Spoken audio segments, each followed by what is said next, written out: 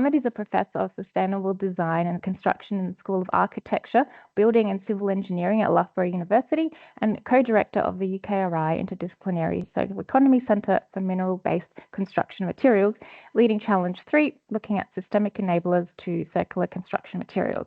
He's got over 20 years of experience in material resource efficiency, designing out waste and construction and demolition waste recovery and optimization. Currently, he's leading 2 EU projects on circular economy business models and circular building materials, respectively. He sits on the UK Government Green Construction Board Task Group that developed the Routemap for Zero Avoidable Waste in construction to achieve the UK Government's resources and waste strategy target to eliminate avoidable waste of all kinds by 2050 in England. He's a committee chair of BS 8885 series on designing for material efficiency in building projects, and he's also a member of the British Standards Institute CED/1 committee, which is responsible for standardisation in the field of circular economy, including providing the UK input to ISO Technical Committee 323, circular economy that developed ISO 69000 standard family. Thank you and welcome everybody. Thank you very much, Stamartina, for this introduction. So I'm going to share my my screen and tell me if you can see my slides, please, Stamartina. Yes, we can see your slides. We can see your slides.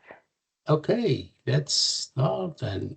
Hello, everyone, and thank you so much for attending this webinar. The webinar is part of a series of our center's webinar, monthly webinars we've been running for the last 4 years. So this is the last webinar of the center because it's coming to a close. So we'll be looking today at the new ISO 59000 family of standards on circular economy. So I'm wearing a few hats here, being the co-director for our Circular Economy Center and the chair of BS 8895 and a member of the BSI CED1, which provide as well input to the development of these standards over the last few years. So what I'm going to do now, before I don't know what's going on with technology. Before we start, I'll just give you an idea especially for people joining us for the first time. Just give you an idea about our Circular Economy Center, which is funded by UKRI, the UK Research Innovation funding body. So it's over £8 million, including 4.5 million from UKRI. Started back in January 2021, and we'll be finishing the December 2024, but there's an extension for 3 months up to March 2025. The center research activities comprises 3 challenges. Challenge 1 looks at stocks, flows, and impacts. Challenge 2 looks at technical innovation. And challenge 3 look at systemic enablers for circularity of mineral construction material. So the center as well have got 15 postdocs, researchers, 5 postdocs by challenge. But we have got as well more than 20 PhD students working on different across the 3 challenges. We have a number of universities involving, led by UCL. We have Loughborough, Imperial College, Universities of Leeds, Sheffield, Lancaster, and the British Geological Survey. And we have more than 50 non-academic contributors, government and industry partners. And we have an independent advisory board, in addition to more than 15 international associate researchers. This is just to give you an idea about the center, which this webinar is a part of. Please feel free, there is the link there. Have a look at the webpage if you are joining us for the first time of the center, which got plenty of activities, as well as a list of recorded all the previous webinars that have been recorded. Right. So before we talk about the different 59,000 ISO 59,000 standards, we just want to have a very briefly an outline of the timeline of the development of circular economy standardization. It all started, we have 4 stops, started with the European Commission publishing their circular economy package, and then the first circular economy plan in 2015, which has been adopted in 2020. So this package and plan includes a number of actions, action plans, follow-up initiatives, and some legislative proposal. Then the first circular economy, international circular economy standard was BS 8001, which is the framework for implementing the principles of the circular economy and organization. So it was the first worldwide standard, the global standard, looking at principles of circular economy and how they are implemented in organization. Horizontal standard, very specific, very generic. So it provides guidance on the implementation of 6 circular economy principles, starting from system thinking to innovation, stewardship, collaboration, value optimization, and transparency. We'll be revisiting this later on when we talk about the ISO circular economy principles in the ISO 59,000 standards. So from that, in 2018, the French Standardization Association, AFNOR, published a standard called Circular Economy Project Management System in 2018, and it addresses the 3 pillars of sustainability, environmental, social, and economic, but across they developed a matrix which has got 7 different actions across 7 fields, starting with sustainable procurement, eco-design, industrial symbiosis, functional economy, responsible consumption, extension of service life, and effective management of materials and products at the end of their useful life. And AFNOR, the French Standardization Association, called for ISO to get a technical committee to develop global international standards on circular economy. And hence, the ISO Technical Committee 323 was established on, with the remit of developing circular economy standards, which have developed, I don't know if you can see my screen, there we go, which have developed so far 4 circular economy standards we'll be covering in this webinar, and there are 2 which are under development. Let's start with the the ISO Technical Committee 3 out of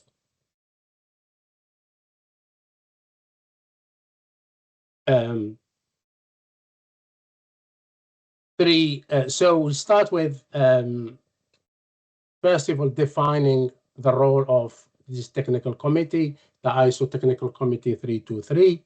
So the aim was, since the publication of the circular economy plan and package by the European Commission, there were so many initiatives, so many research work, so many publications, so many tools and endeavors to develop various strategies, initiatives. And this is why there was a plethora of information there. And then when the committee started in 2019, there were around 100 circular economy definitions. By the end of 2024, there are more than 200. And that was the aim then of the TC 323 to connect all these dots on circular economy at a global level. And it's made of more than 65 different countries where 75 members contributing to all these standards. And their mission is to develop various aspects of standardization, looking at framework, guidance, supporting tools, and all the requirement of the implementation through this series of ISO 59000. So like I said, we published so far, they published 4 ISO standards, which we'll be covering in this webinar. And the development is 59040, and that's looking at product circularity data sheets. Is the final draft is in the approval phase. I'll be looking at this very, very briefly towards the end of the webinar. But there is one which is ongoing, the 59031, and that's looking at performance-based approach, mainly looking at case studies. Let's start with the roadmap. It all started with ISO 59004, which is published in May 2024.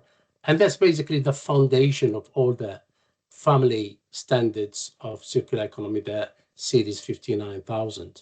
So looking at different terms, especially defining the terms, mainly circular economy, the value, and so forth, and then establishing the circular economy principles and providing guidance for implementation. Then, from there, there was the 59010, again also published in 2010, in May 2024, and that's looking at the transition to circular economy business models, which related as well to the principles, how these principles could be converted and then support the development of circular economy business model. Then 59020, it's about how to measure and assess circularity performance, in line again with the principles developed in 59004, and then the 59014, it's looking at environmental management and circular economy, and that's developed by 2 technical committee of ISO, of course, the technical committee 323 of the circular economy, and the technical committee 207, which is the environmental management technical committee, which was the committee that developed the 14,001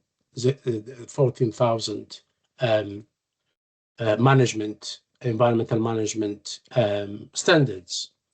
Then the one which is still should be published by the end of the year, December, maybe early 2025, is the product circularity data sheets. So these are all what we call horizontal standards. So they're very generic. They're not very specific to any sector or products.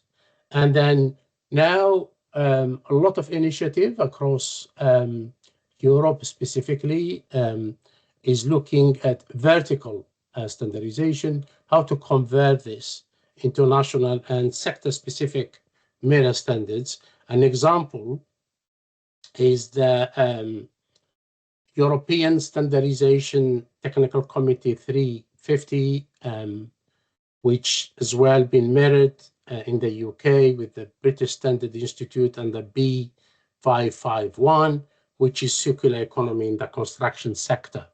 And that's it's ongoing. And one of the webinar for our center in May 2023 was done by Julie Hobbs from Reusefully, who is chairing this British standards specifically for the construction industry. So if you have got some time, please look at the recording of Julie's webinar in our website. Right, let's start with the first one. So 59004, looking at the vocabulary, the circular economy principles, and the guidance. And all this has been, like I said, now mirrored and adopted by the UK, by the British standard, and then they just add the initial BS to it. And then it's in line with all the or it addresses, contributes to all the sustainable development goals from 1 to 16. So let's look at the scope of 59004.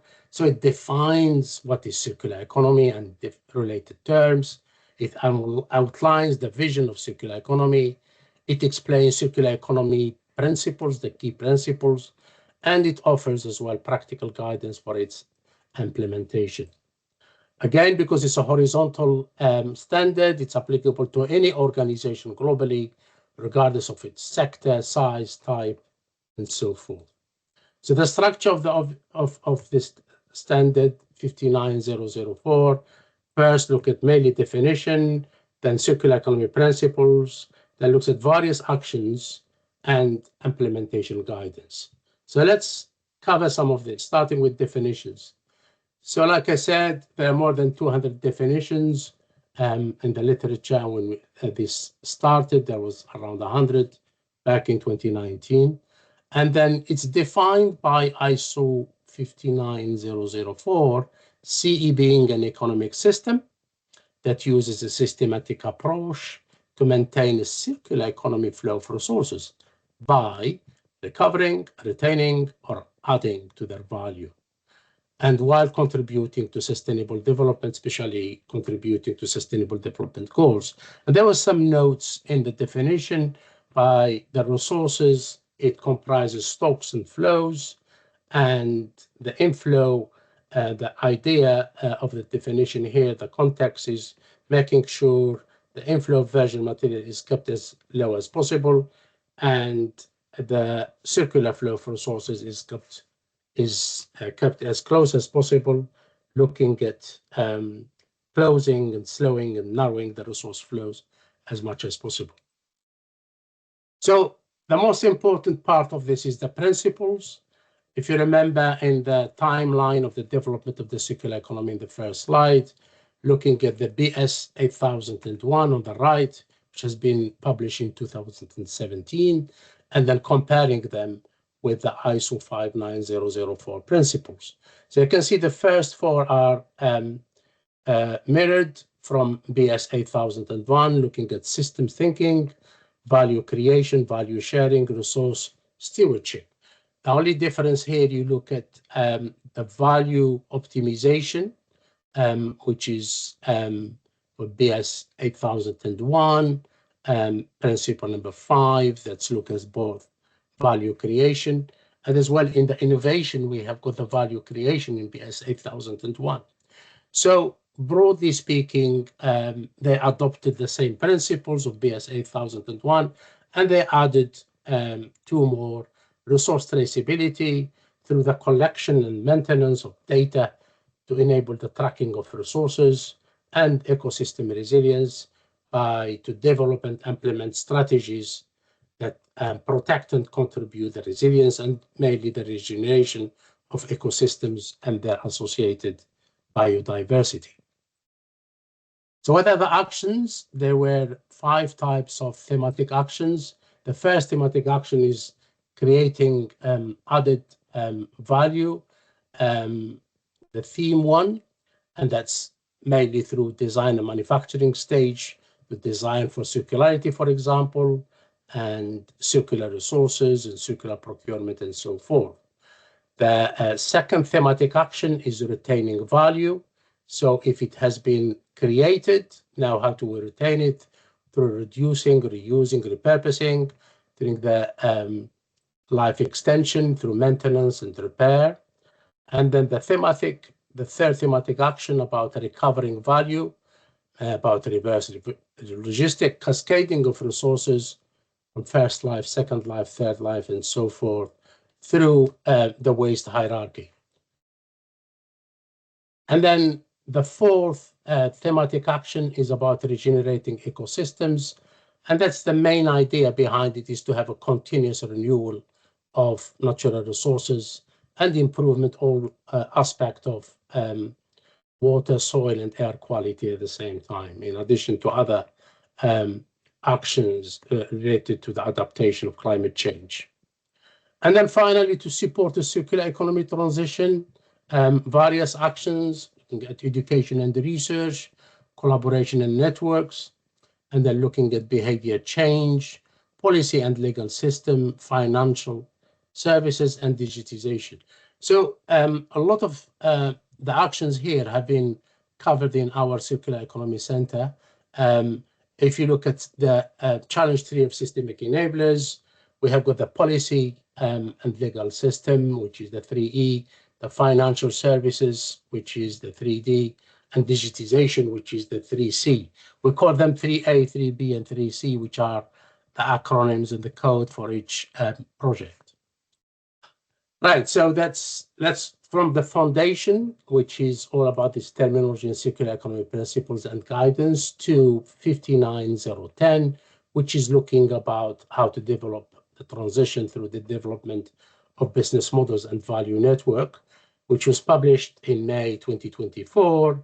And then it's looking at, again, adopted by the British standard, BS ISO 59010. And again, it addresses a number of sustainable development goals. You can see it here in the bottom from 1, 2, 3 to 14 and 15.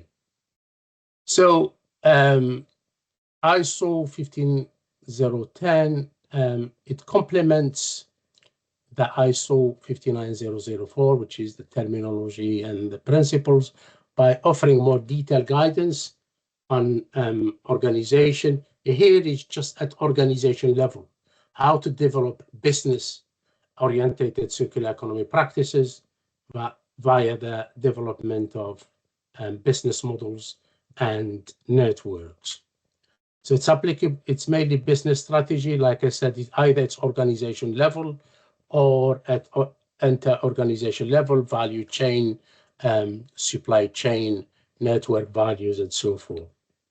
So the structure of 59010, first is setting the goals, then how to determine a circular economy strategy, and then how to transit the value creation at the organization level, and then the value network, which is about the value chain and the supply chain, and then finally how to review the strategy and how to continually improve into the performance, the circularity performance. So broadly speaking, the steps setting the goal and the boundary of the business model, after that determining a circular economy strategy, and then looking at the two levels of at organization level through the value creation model, and through the value chain and the network value through developing a value network for the value chain. And then finally, all this, we're reviewing, monitoring, and continuous improvement. And then always there is a loop back if there are lessons learned, to get back and set the goals and boundaries again, and edit and improve the strategy, the circular economy strategy. I just want to open a note here. For example, here it's all based on the circular economy principles, the strategy, which we have already looked at.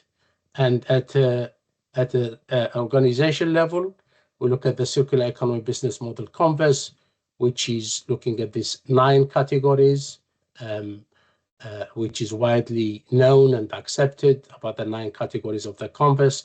And of course, from these categories, look about the circularity performance, and that's related to ISO 59020, which we'll be looking at in the next slides.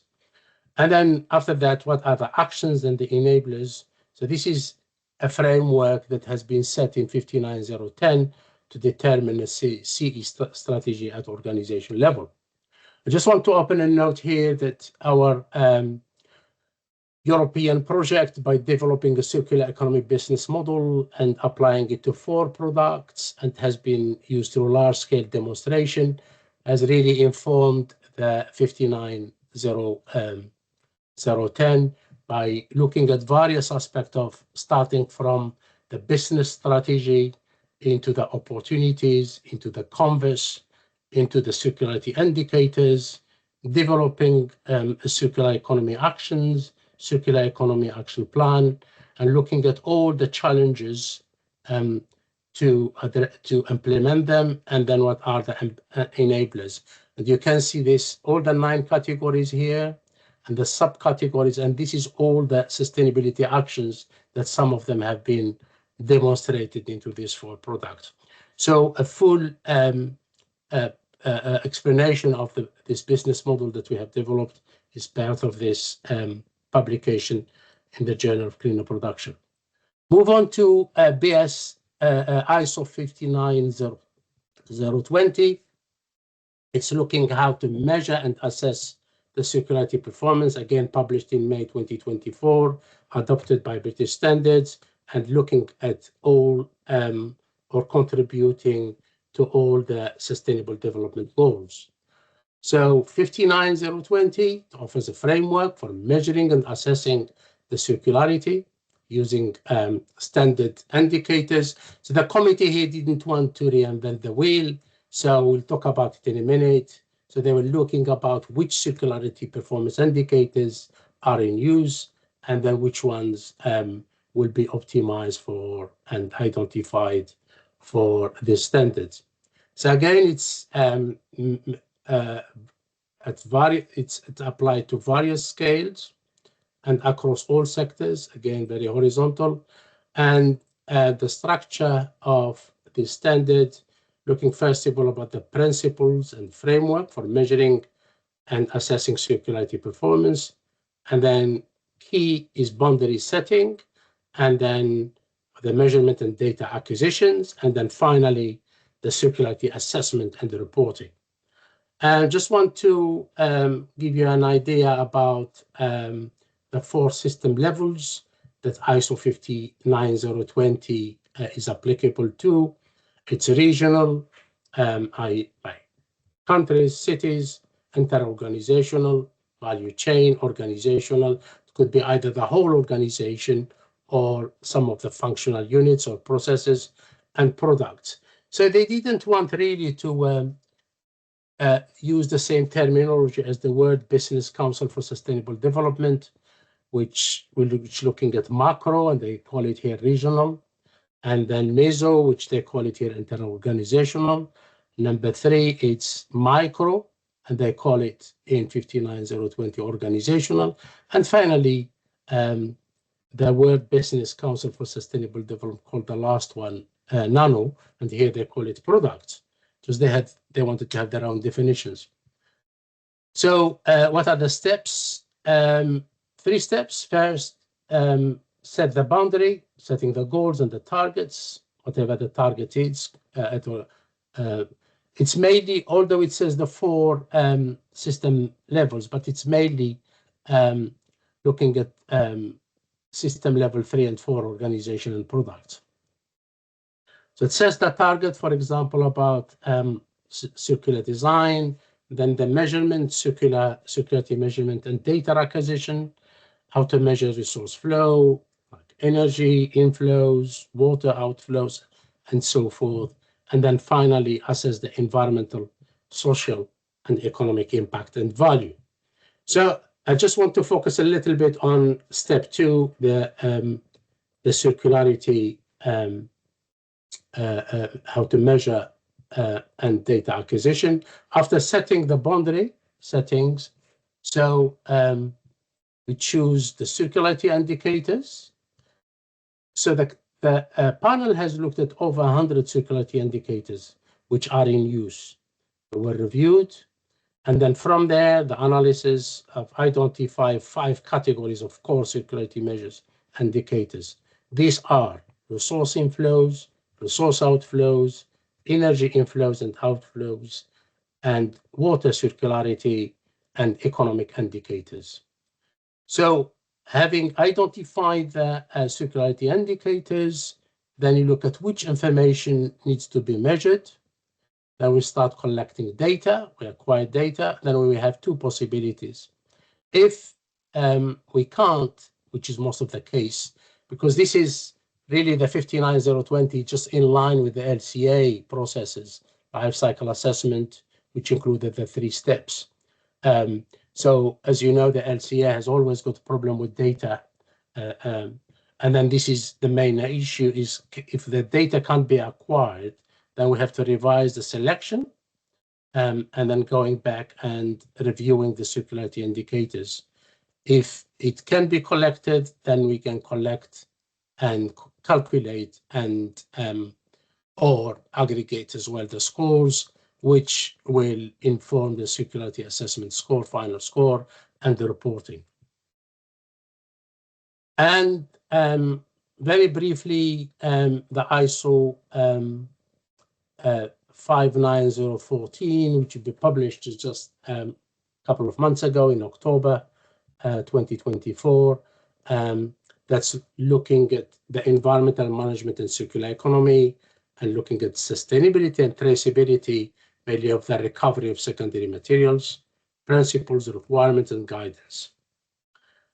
So this has as well been mirrored in British standards, and it's looking at 8 sustainable or contributes to 8 sustainable development goals, SDGs. So very briefly, this 5904, like I said, the previous 3 were all developed by the ISO Technical Committee 203 on circular economy, but this is now combined or joined between the 2 committees, the ISO Technical Committee 2023 and ISO Technical Committee 207, the environmental management, which was the technical committee that developed various environmental management standards, including the 14,000 series. So the scope is to provide the principles, requirement, and guidance for any organization to look at or foster mainly traceability activities, processes, specifically for the recovery of secondary materials. So they looked at the steps, first of all, or the process, the structure of the standards, looked at requirement and guidance, then activities, processes of organization, and looking at operational requirements and organization requirements, then traceability requirements. Like I said, maybe the webinar was about the first 3, 004, 010, and 020. I wanted to give you an idea about the 14, which has been recently published, and the 2024, which is drafting the approval phase that hopefully will be published by the end of December, but if it's Christmas, maybe early January. So it's looking at circular economy or circular data sheets, product circularity data sheets, what we call PCDS. So what do we mean by PCDS? It provides a methodology for information exchange to support the interoperability of circular economy, maybe related information, and through the development of a product circularity data sheets. And this PCDS will be used to report and exchange information about product circularity economy aspects, including digital passports. Again, similar to the other 59,000 standards, it's applicable to any organization globally, regardless of the size, sector, and type. So the structure is looking at the product circularity data sheet governance first. Then the step 2 is to establish and maintain the product circularity data sheets, and then how to manage it. And then finally, specific guidance on the use of a product circularity data sheets. So this is quite important for the secondary materials across the sectors, which will be published very soon. So that's take me to, I hope I wasn't too long. Just would like to thank you for attending today's webinar. If you would like to have more information about the work of the center, these are all the website and the social media links, which has got a lot of information about the work we do in our center. Meanwhile, I'll welcome any questions that you might have. Thank you very much. So if you would like to raise your digital hands or maybe type in your question if you have any in the chat.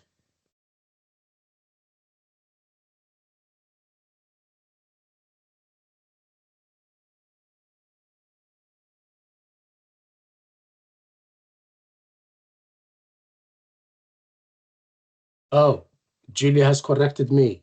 I thought this is the last webinar. Sorry, there is another one in January. Thank you, Julia. Which is on the 21st of January, connecting finance with the real economy. Asset level data for the construction mineral section, done by Christopher Christen from Oxford University. Thank you, Julia. Right, are there any questions, please? I think Richard has his hand raised. Sorry, I can't see. Let me check who is raising their hands. People. Yeah, if you can hear me, Mo. Oh, yes, Richard. Thank you. Yes, I can see it now. Thank you. Yes, well, thank you for that presentation. Very interesting. I also had some fun working on some PASs a while ago. But what I think is interesting is whether you've got any or planning to capture data on take up of and use of the standards. See who is actually using it, how many people are actually using it, because I think that's the key area is adoption rather than actually getting the standard in the first place. That's a very good question. I think it's the same thing for all the standards. I think, for example, with British standards, it has been very difficult to know who is adopting them, because some of them, like for example, Loughborough University, what do we have here is subscription. So you have all the staff and students accessing them. But because it's just newly published standards, so it's very difficult at this stage, I think, to know the number of organizations who have already been implementing them. But I think I assume and expect a lot of projects and organizations will be adopting them in line with the new regulations and policy. For example, the new circular economy legislation in Ireland and the Circular Economy Act in Scotland. I think a lot of organizations and projects would like to have some kind of guidance standardization to help them comply with some of the. This is in terms of being reactive, not proactive. But I think it's too early, Richard, at this stage to know how many companies are implementing them. I think we missed a trick with the PASs I was working on. We should have been concentrating on clients adopting it rather than sort of providers, because if the client specifies you'll do this work to such and such a standard, the whole market will suddenly get behind it. But yeah, we missed that trick, so that might be something worth looking at. No, you are absolutely right. I think there are so many challenges as well to for the standardization, which include the cost as well. There's so many standards there, and they're all costly, and and some companies are a little bit reluctant in the organization to buy them. So I don't know, but that's quite few. But the first thing is awareness, like you said, and the importance of some of the standards to improve performance, whatever you're doing. So we have, oh, my friend Catherine. Hi, Catherine. Good to see you. Hi, Mohamed. How are you? I'm okay. How are you? Long time no see. Yeah, I know. Haven't seen you for a while. I hope you're well. Great. Yeah, really interesting. Thanks for that. I guess when have you got a sense of sort of what product families are going to be probably more suitable for those ISO standards you presented? And then secondly, because I'm involved, as I think a few others are on this call, in the CEN TC 350 ones, and we are developing a horizontal standard for the reuse of construction products, which needs to cover a whole load of product families. So any advice you can give on developing a horizontal standard, which needs to be specific but not too specific, would be appreciated. That's two questions in one. So I think thank you, Catherine. That's a very challenging and difficult question to answer. So I think regarding the first question, which products are going to be appropriate for the application of these standards, I think this is the whole idea, I think, behind the ISO standard, is they have to be very generic. So it could be any sector, any product can apply it. And this is why what you are involved in CN TC 350 is to look at circular economy standard in the construction industry. I don't know, I know that Jilly is chairing that. I don't know if you are looking in a very specific product with that as case studies, or you're looking in general about it. Catherine, we can't hear you, sorry. Yeah, sorry. There's different working groups looking at different areas of the circular economy standard. So I'm looking at the reuse of construction products one. I think we may look at the product families which are related which are within the CPR, and maybe group them like that, but not give too much specifics, because like your standards, it's horizontal, so it needs to be applicable to all. But whether you can divide them up into structural or non-structural, or there's different ways you can probably group them, I guess. Maybe that's something we can discuss later, Catherine, maybe coming up with the new subcommittees and looking at some of the specific product families to produce here with BSI. I don't know if this is of interest to Reusefully and your project.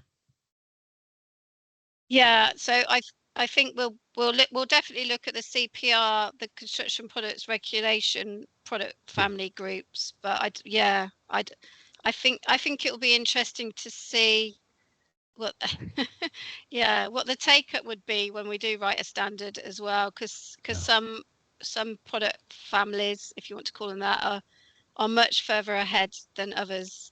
Absolutely. No, absolutely.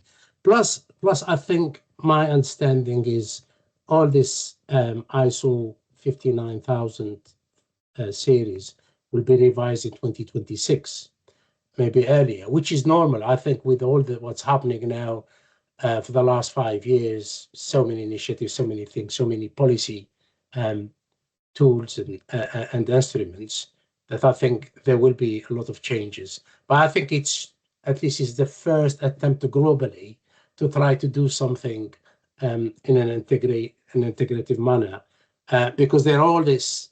It was like a piecemeal, so many standards, so many policies all over the place, and for the first time, is looking at an integration of all these policies, these standards. Julie, good to see you. Hi.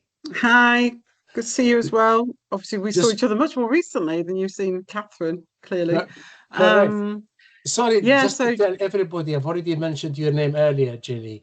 For everybody who is attending this webinar for the first time, Julie has already done a webinar which is available and recorded in our website, and looking as well at circular economy standard. We call it part 1, and this is circular economy part 2. Yes, Julie. Yeah, so it's B558-1 or /1, which is the mirror committee to send TC 350 subcommittee 1, which is circular economy in the construction sector. So I think Catherine's alluded to one of the new working groups. There's actually quite a few more. So there's been a lot of activity since the webinar last year. So, there are a number of people involved in the different working groups that have been set up. So just in very brief summary, those new working groups, that there is actually a draft standard similar to the one that you were talking about framework, definitions, terms. That's probably the closest to being published. So I think they're hoping to send it out for like a draft to be voted on in Q1 of next year. So how much they've sort of called upon the ISO standard, I don't know. I mean, I think it was very much sort of developed with a construction lens in mind. And then the 4 of the working groups that have just kicked off in the last few months, there's the reuse one that Catherine talked about.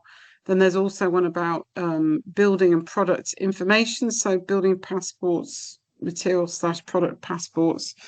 There's another one that's about circularity assessment. So the environmental performance, assessing environmental performance.